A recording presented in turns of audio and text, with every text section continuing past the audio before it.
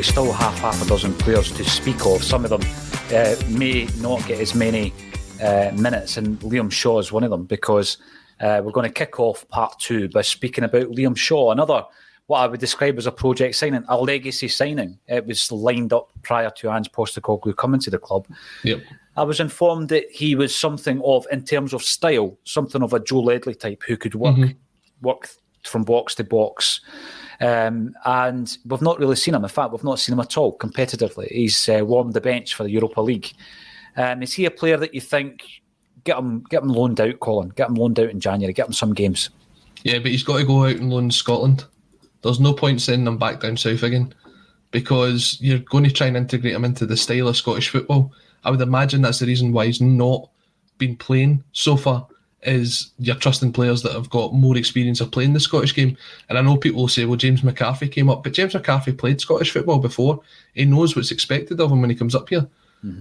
I think you've got to put Shaw out to maybe I don't know, with kind of teams in like the lower half of the league, maybe a Ross County or a St Mirren, someone along those lines, where he's got the chance that if he makes a mistake, then it's not going to be the worst thing in the world, but he can also learn from it. And that's what happened when Ayer went to Kilmarnock. You saw that when he made the mistakes, he grew from it and he became a better player. And as soon as he came back into that Celtic team, he was raring to go. So for me, he should be a loan out in the second half of the season. Yeah, I don't disagree. And there's no way we can rate Liam Shaw or Urhoghide because I've never played. But we can look at James McCarthy. Mm-hmm. You just mentioned him there. He knows the game well. He went away down after his time at Hamilton. There's an example of a player we should have snapped up in his formative kind of years. We should have signed him from Hamilton, absolutely no doubt about it. He goes away down south. He gets a wealth of experience with Wigan and Everton and Crystal Palace. International experience. Yes, he's had his injury troubles, but he comes up at the age of 30. And he looks custom built for that number 6 position to play alongside Callum McGregor. Yet it hasn't really worked out so far, Colin. What's your thoughts? I'm not really surprised at that, to be honest, considering his sort of injury history. Now, people said, well, he played something like 20-odd games for Crystal Palace last year. That's all right, but a lot of them were coming off the bench. It was the sort of 10, 15-minute appearances here and there, I think, and totally played just under 1,000 minutes for Crystal Palace last year. Which isn't a lot of football. It's less than 11, just over 11 full games. So you're saying that he's not he shouldn't be not up to the standard, but he's not playing the games week in, week out. We're then throwing him in. We're giving him 15 minutes to try and get in here, 30 minutes to get in there. I thought his best performance of the season was probably the game against Raith. And I think that's when he was finally sort of starting to get up to speed. That pass through for the first goal that Jota scored it just shows the class that he's got. Mm-hmm. But then you see the performances like he had against Livingston, and you're saying, is that player still there? So now that he's sort of back in amongst the squad, he's fit, I would like to think that he's the long-term replacement as the number 6 role, the sort of defensive midfielder, and it would allow McGregor to make that step forward and do the box-to-box number 8, where I think he's at his best. But if he's not going to put the performances in, then you're looking at it again to say, well, Nir Bitton stepped in and done a job the other week against Aberdeen. He did. So Sorrow, to me, just hasn't done it for Celtic this season. Another one that should probably go out on loan is James McCarthy's 30 now. We've given him a 4-year deal, which is, when you look at his injury history, to give someone like that a 4-year deal, you're trying to work out the kind of ins and outs of that, because that doesn't add up to make any sort of sense. But if he can even just add that experience and guide the players coming through, he'll be a valuable addition to the squad over that time. I'm looking at the performances you've mentioned, and I think Livingston, he had a poor game, but Celtic as a whole were poor. And you're looking at him with his experience maybe to grab that game by the scruff of its neck, and he didn't do it. So, absolutely. Bad day at the office. Can we put it down to poor fitness? Possibly. At that stage, you're hoping that he's getting fitter, but that's possibly poor fitness. Then the Dundee United game, Colin, and he's basically, he gets 2 really, really hard and poor tackles, dirty tackles, that ends his involvement in that game. So then you think, well, that's kind of unlucky. Raith Rovers game, I thought he came onto a game. I know it's championship opposition, etc. No disrespect to Raith Rovers, but I'm still going to reserve judgment on James McCarthy. I do think that he can he can, maybe in the next couple of months, leading up to January, I think he can come into his own, and I think he can be an important player this season for us.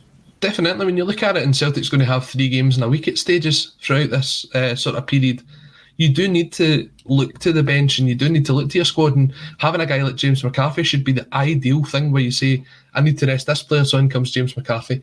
I need to give this guy a break, James McCarthy can step in. And we've not had enough of that this season.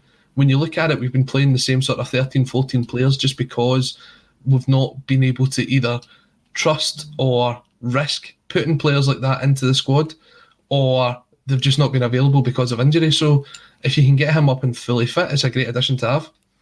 When you look at him and the other 2 players you mentioned in Beaton and Soro, are you happy that we've got the cover in that position, Colin, or would you be looking elsewhere come January? I think Soro's probably someone who needs to go out on loan. Beaton, I just don't know how much you can rely on him. He was good against Aberdeen, but he's shown at time and time again that he can let Celtic down, especially when they need him the most. It's coming up for 10 years that Neil Beaton's nearly been at Celtic, and I think he's been at the same level for the last 10 years.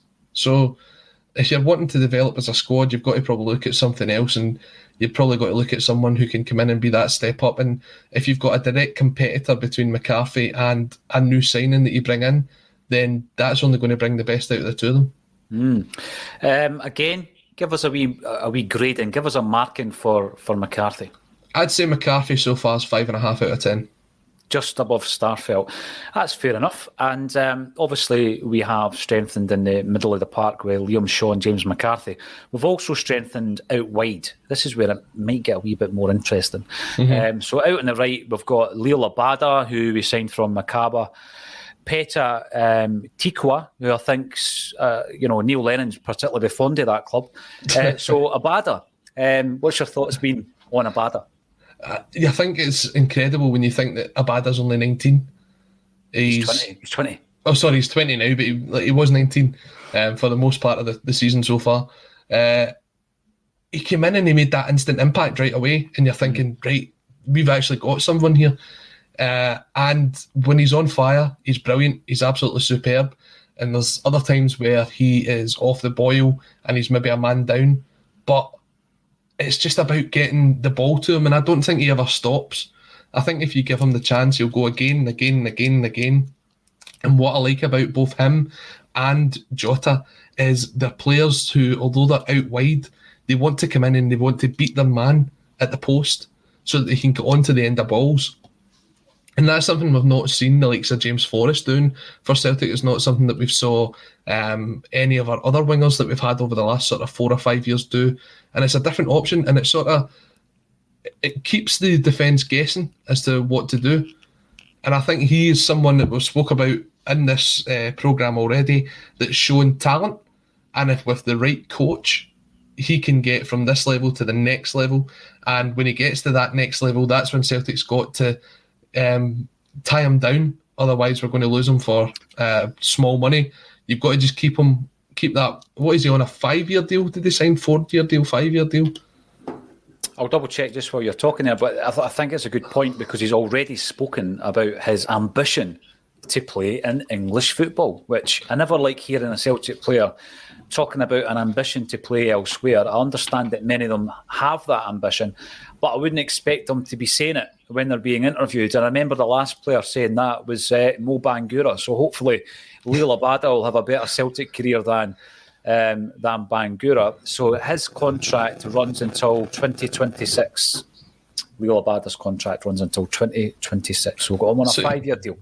Even like maybe a year or two down the line, is someone you're wanting to add another couple of years onto his deal, just so that if the teams do come sniffing for him, and he does get that move down south, that he's sort of, I mean, I don't blame him when you're growing up in a country like that and it's the English games that are on TV week in and week out. It's obvious that you're going to develop a liking to a Manchester United or an Arsenal or a Chelsea. Maybe not Arsenal, they're not a big team anymore. Or a Bournemouth. Or a Bournemouth. You could be a Bournemouth fan all your life. But these games are getting... We probably sell that to them. We sell that to these players. Use us as a platform to get to England. I get all that, but I just don't like hearing players saying it. Celtic players. It's not great to hear, but when you look at it, it's a a kind of shame on Scottish football.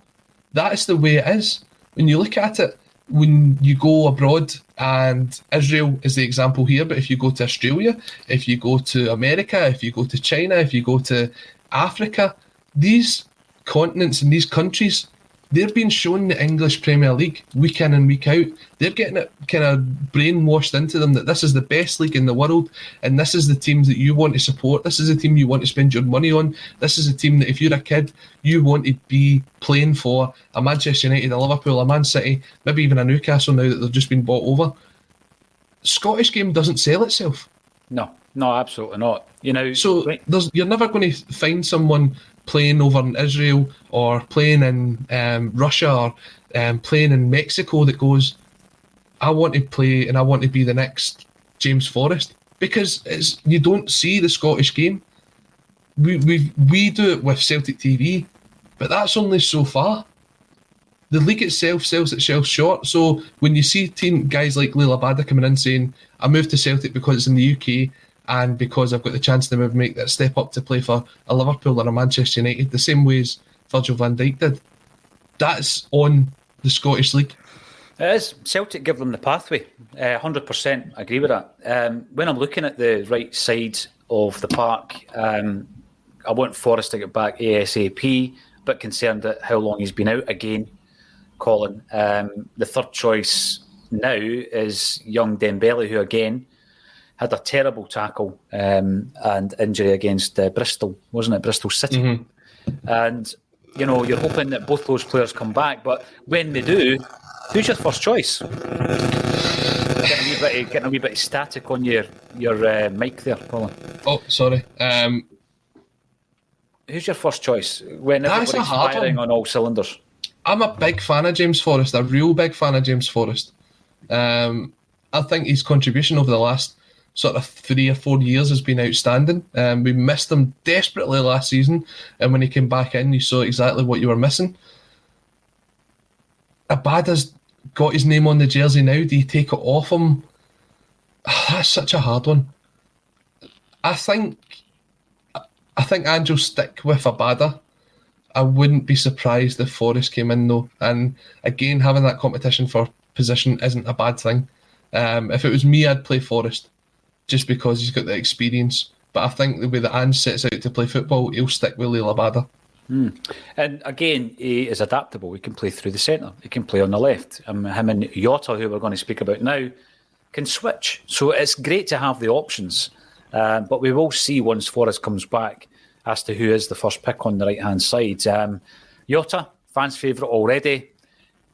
He's come in, for me, and he just looks the real deal. He looks like a really class player. And I'm delighted that although we've got him on a loan, there is a buyout option of £6.5 million, approximately. We brought him in from Benfica. He spoke so fondly of Celtic, having watched Celtic as a Benfica fan when we went over there, and he went home with a Celtic scarf. He's got the skills. I don't think he's got the defensive qualities that Ange kind of demands of his wide players, but that might come. And yeah, I think he has been one of the picks of the buy so far this season. Colin, what's your thoughts? I don't even need to speak. Ewan Boy Martin comes in here to say Jota plays better on the right, and that's what I've noticed from Jota so far this season. Some of his best performances have been on the right-hand side, so it then sort of puts that discussion we were just having about Abada and Forrest. You throw Jota in there as well. I think he's been a good addition. Again, at times he can come across as a luxury player when you're needing the team to dig in.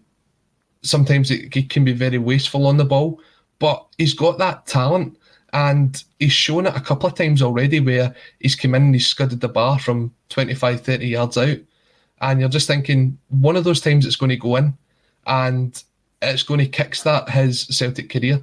It's going to be that sort of goal. Do you remember when Ryan Christie came off the bench at Murrayfield in the League Cup semi-final and he curled one into the top corner? That's the moment that Jota needs to get him in to being a consistent player week in and week out for Celtic. He just needs that one moment. He's trying so hard right now. And you saw his goal that he got up at Pittodrie was brilliant. He was in the right position, as I was saying, someone that's cutting in and across the defender to get there.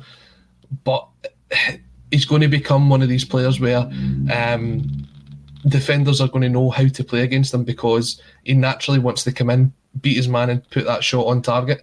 And unless he gets one soon, I think his confidence could slip.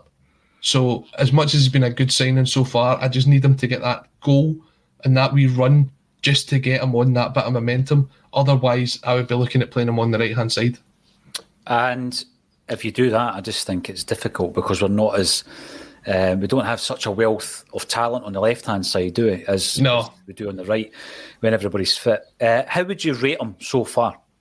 I'd say he's a 6.5 or 7 out of 10 so far. Jota? Yeah. I'd give him a higher rating. I think there's still a lot of room for improvement with him. I think over the last couple of games he certainly went up, but there's been some times I've looked at him and I've just seen him sort of shirk out of the game. His best performance for me has definitely been away to Betis. When he was on that right-hand side, I thought he was dragging them all over the shop. And I think also that Jota is the sort of player that will thrive playing alongside Kyogo, because he's always someone that's going to make that run for him so he can play the pass.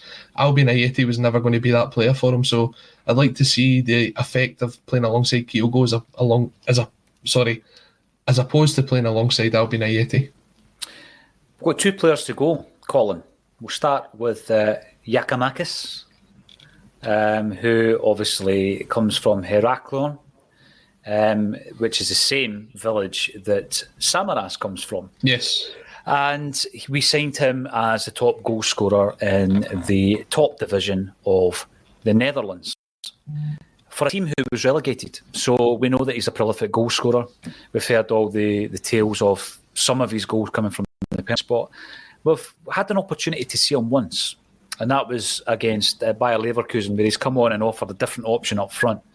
It's going to be difficult for us to rate him. I find it absurd that at this stage of the season, a month and a half after we've signed him, he's still not fit. Yeah, that's the whole thing about not having the pre-season, isn't it? The fact that, for me, surely if you know that you're going to be moving on, you just at least get involved in pre-season. You don't maybe go 100% in there and risk yourself getting injured, but at least keep yourself fit so that you know that when you come over to the next team that you're going to move to, that you can start getting the game time and start playing. Look at Edward. I mean, he played in, and a lot of people will say, look, he barely put a shift in for us this season. But as soon as he's went down there, he came on and made an impact right away. And he's bought himself that time to get himself up to standard because he got the 2 goals against Spurs. You're looking for a player like that to come in and make an impact right away, especially when we've lost someone like Kyogo Furahashi. We've been playing Albion Ayeti, who wasn't exactly up to standard. If Giakoumakis could have got himself 15-20 minutes and scored a goal or 2, suddenly the Celtic fans are excited to see him. And if he's looking to get himself up to fitness, then we're giving him that benefit of the doubt. But at the minute, it's like you just kind of worry that if he isn't up to sort of fitness by now in October, there's been a reoccurring theme of Celtic strikers not being up there, and you just hope it's not another one again. Well, you know, when I'm looking at Giakoumakis and the fitness issue, you're looking at McCarthy in the same vein. We've brought in 2 players who don't hit the ground running. You mentioned Edouard there. I watched him against Leicester, and he looked a lot busier against Leicester than I'd seen him in some time in a Celtic jersey, incidentally. But it's going to be hard, and I won't expect you to rate Giakoumakis just yet, because he's had a fleeting appearance and that's it. But I've left possibly the best to last. And before we speak about Kyogo Furahashi, I'm going to bring up a point being made by you and Boy Martin, who is approving the signings we are making, which are clearly not Ange players. That's interesting. I think it's pretty clear it will be Michael Nicholson that's approving any signings that are now happening up to the final signing. I'm pretty sure it was Don Mackay who was approving them, which may have been one of the reasons for his departure. Who knows? Last player, Furahashi. It's so easy to get excited about Kyogo Furahashi because he's not just someone who Celtic fans are gushing over at the minute. There's other fans. I mean, we speak about it on the state of Scottish football. I've even spoke to a couple of Rangers fans who excited about the prospect of Kyogo Furahashi playing in Scottish football, because they hope that maybe they'll be able to pick up a talent like that as well. I think he's someone who has came in, and for me, I thought, and maybe it was just a poor stereotype in my problem, and my behalf, was that he would be a bit lightweight for this league. I thought he'd be someone who would need to take a bit of time to adjust to the league. He'd maybe come in and put 15, 20 minutes in here and there, but he wouldn't be someone who was ready to step in and be Edouard's replacement. And so far, I've got to admit that was wrong, because his movement is second to none, and any sort of lack of physicality that he's got is sort of made up for in the fact that his movement is incredible. Even when he came back to the game against Leverkusen, now, you're not telling me that he was 100% fit and ready to play that game. You just know that he was desperate to try and get back and get some minutes in, whether that's to play for Celtic or whether that was so that he could go away with his country over this international break. You saw him, he was in and around the dugout, he was giving everybody the high five, he's sitting in the stands. He was desperate to get back to playing football. But he must have been, 60, 70% fit to play that game. And he was dragging the Bayer Leverkusen defenders left, right, everywhere for the first 15, 20 minutes. It was as if he'd never been out injured. He just has that intelligence that certain footballers don't have. Colin, and give him that wee bit of sharpness, that 5-10% extra that he would have had if he was fully fit, and he scores 2 goals. Yeah, 100%. And that's the thing. You've got this level of expectation now with Furahashi, and everybody's sort of cottoned onto it, and we're saying, this is the guy that's going to score his 25 goals a season. This is the guy that can take us to the next level. He can bring some of his ex-teammates over here, and they're at that level as well. He's the standard that now, if we go and sign another player from the J-League, that's the standard of player that we're expecting that we bring in, because Ange knows him, he's seen him, he's played with him before, he's coached him before. This is the guy that you want in. And yet, there's still parts of Furahashi's game that he can improve. I mean, a lot of people don't know or don't speak about the chances he's missed. He missed a gilt-edged chance against Leverkusen. He's missed chances from a yard or two out for Celtic before. And this season, there's still a bit of Furahashi that I think is there for development. And I think you'll see that towards the second half of this season. Once Ange gets him fully fit, gets him up and running. And I just think if this isn't Furahashi at his best, what is it going to be like when we do get him up there?